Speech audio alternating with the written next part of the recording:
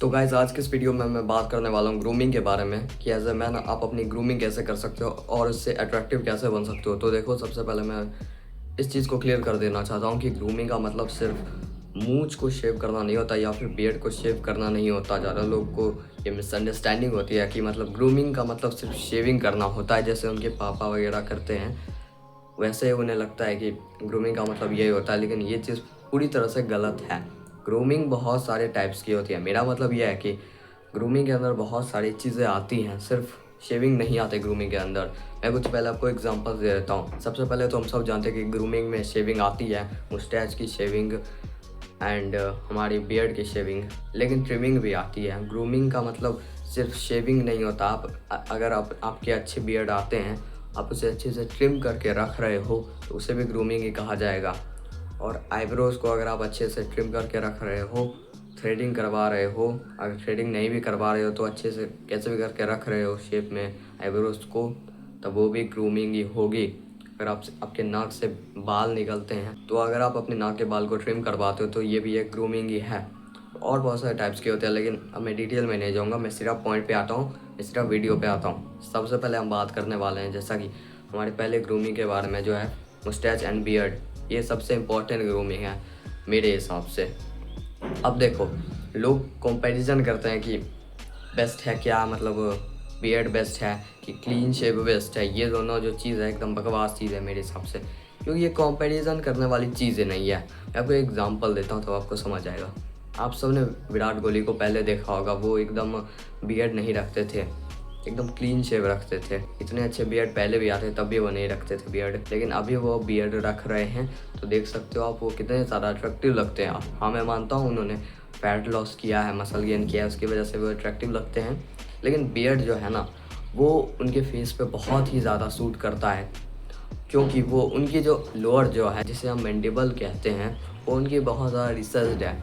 और वो जब बियर्ड वो रखते हैं तो वो एक इल्यूजन क्रिएट करके दे देता है कि उनकी मैंडिबल बहुत ज़्यादा लॉन्ग है, जिसकी वजह से वो उनका फेस बहुत ज़्यादा शेप्ड एंड लॉन्ग रहता है, जिसकी वजह से वो अट्रैक्टिव लगते हैं। इसीलिए अगर आपको विराट कोहली जैसे या रोमन रेंज जैसे बियर्ड आते हैं, मुस्टेच आते हैं, तो प्लीज़ क्लीन शेव को प्रेफर बिल्कुल मत करना। वैसे एक चीज़ है, आप ट्राई करके देख सकते हो कि आपके ऊपर क्लीन शेव ज़्यादा बेटर लगती है कि बियर्ड ज़्यादा बेटर लगती है। क्लीन शेव उन बंदों पे बहुत ही ज़्यादा सूट करेगी जो एकदम मतलब पीएसएल गॉड हैं। पीएसएल गॉड्स क्या होते हैं कि फेशियल थर्ड्स बैलेंस होते हैं एंड उनकी मैंडिबल मैक्सिला फुल ग्रोन होती है, तो वो क्लीन शेव रखेंगे तब भी वो अट्रैक्टिव लग जाएंगे और बियर्ड में भी वो अट्रैक्टिव लग जाएंगे। तो अगर आपके फेशियल फीचर इतने ज़्यादा टॉप टियर नहीं, जो कि सभी लोगों के ऑब्वियसली नहीं ही होते हैं, मेरे भी नहीं हैं, तो आप क्लीन शेव को प्रेफर मत ही करो। और अगर आपके बियर्ड आते हैं तो बियर्ड ही रखो, आप बहुत ज़्यादा अट्रैक्टिव लगोगे। ये तो थी डिबेट की बात। अब जैसे कि मैंने आपको बता ही दिया कि अगर आपके अच्छे बियर्ड आते हैं, अच्छे मुस्टैच आते हैं, तो आप उसे ज़रूर रखना। पैची बियर्ड्स आते हैं, मतलब यहाँ थोड़े बहुत यहाँ दाढ़ी आते हैं और मूंछ भी एकदम पैची पैची मूंछ आती है, तो उसे आप उड़ा डालो, बहुत बेकार लगोगे आप उसमें। अगर आपके घर में एक चीज़ है कि आप अपनी मूंछ को शेव नहीं कर सकते, आप बहुत ज़्यादा आपको डांट सुनने को मिलेगी अपने पेरेंट्स से, तब आप एक चीज़ कर सकते हो और उसमें भी आप अट्रैक्टिव लगोगे, लेकिन इतना ज़्यादा नहीं।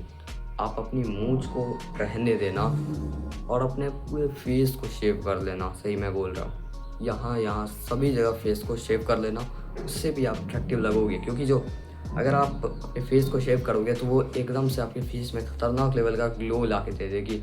आप बहुत ज़रा एकदम मॉक कर दोगे सबको, क्योंकि सबके फेस में इतना अच्छा ग्लो नहीं आता होगा। जब आप शेविंग करोगे अपने पूरे फेस को तो खतरनाक लेवल का आपके फेस में ग्लो आ जाएगा, आपकी मूंछ भी बच जाएगी, वरना चाहो तो मूंछ भी शेव कर सकते हो। अब ये दोनों की बात मैंने कर ली, अब बात कर लेते हैं हमारी आईब्रोज़ की। ये भी एक ग्रूमिंग का ही पार्ट है। इसमें आप क्या कर सकते हो, चाहो तो अगर आप चाहो तो सैलून जाके या पार्लर जाके, जहाँ पे जाना चाहो वहाँ जाके थ्रेडिंग करा सकते हो। या एक और चीज़ होती है, वो ऐसे करके उखाड़ा जाता है उससे आईब्रोज़ को, जहाँ पे बराबर नहीं होते हैं, उसको नाम मैं भूल गया उसका, तो वो भी करा सकते हो आप अगर चाहो तो। वरना एक टिप देता हूँ, घर में आप शेविंग कर सकते हो आईब्रोज़ को। यहाँ पे शेविंग कर देना, यहाँ से जो अगर आपके यूनिब्रोज जुड़ रहे हैं, जो कि सभी लोगों के होते ही हैं, कोई कोई लोग बहुत ज़्यादा अट्रैक्टिव होते हैं जो उनके यूनिब्रोज थोड़े बहुत भी नहीं होते हैं। तो अगर आपके थोड़े बहुत भी यूनिब्रोज हैं, बीच में यहाँ पे बाल हैं, तो इसे आप शेव कर सकते हो रेज़र से। नाक के बाल आपको बताने की ज़रूरत नहीं है, आप कैंची से काट सकते हो अपने नाक के बाल, वरना उसके लिए भी आप पार्लर या सैलून जा सकते हो। So that's it for the video. I hope आपको ये वीडियो यूज़फुल लगी होगी। मैं मिलूंगा आपसे कल किसी नई वीडियो में, तब तक के लिए thanks for watching this video.